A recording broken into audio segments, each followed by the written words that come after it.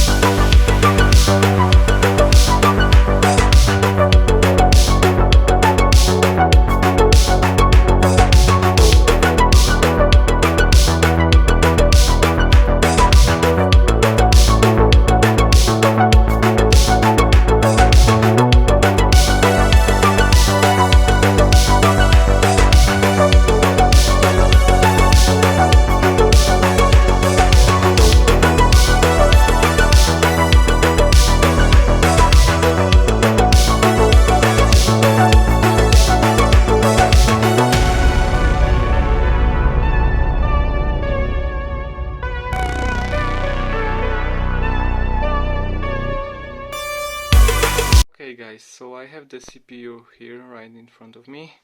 Let me put it in the socket. By the way, it's cleaned on this side, no signs of flux, just the soldering. Let's put it on the socket and align it. It went in on this side, the side I was soldering. Don't use the force, but just tap it gently, and then it's inside now. So what I like to do now is either now or after I lock this, I hold the CPU and push it to one side, like up, down, left, right.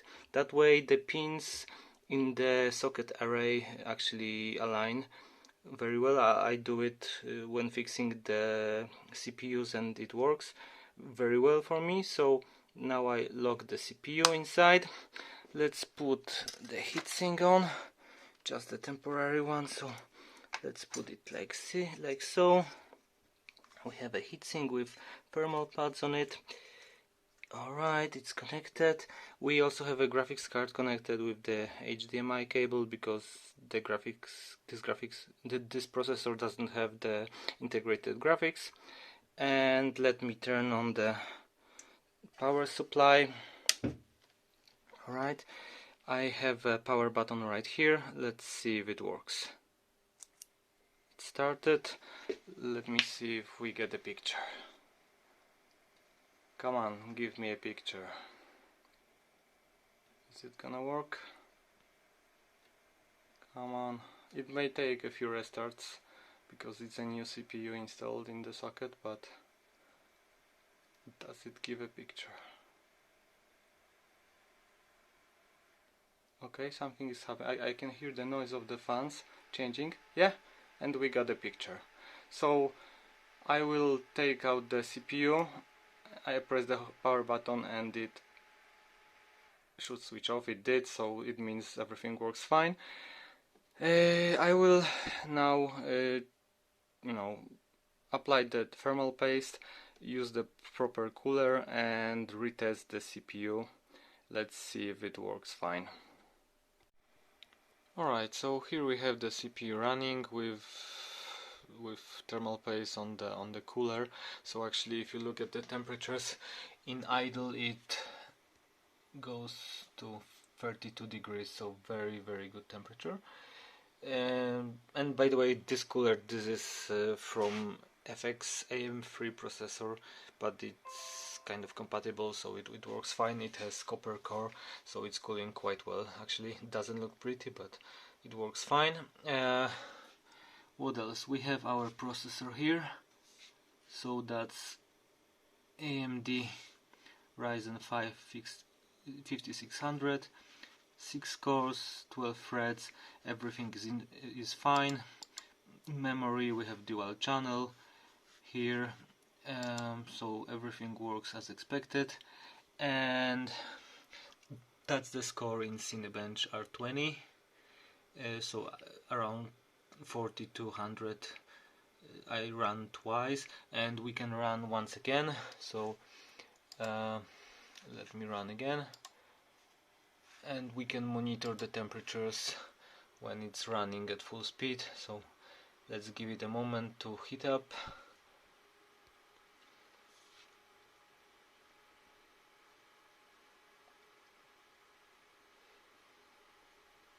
And I think it went up to like 64 degrees. That was the maximum. You can see it's moving here, so it's rendering. And so yeah, the CPU is working fine as expected, no issues here. I also ran Valley benchmark for like 2 hours just to stress both the CPU and the card, and it's fully stable. Temperatures are intact, so I guess the temperatures and the boost clock actually depends on the cooling, but as far as I can tell, everything is working perfectly fine. Thank you for watching, guys. Hope you liked the video. If you did, leave a like and subscribe to the channel. That would help me a lot, so I would appreciate if you subscribe if you watch it.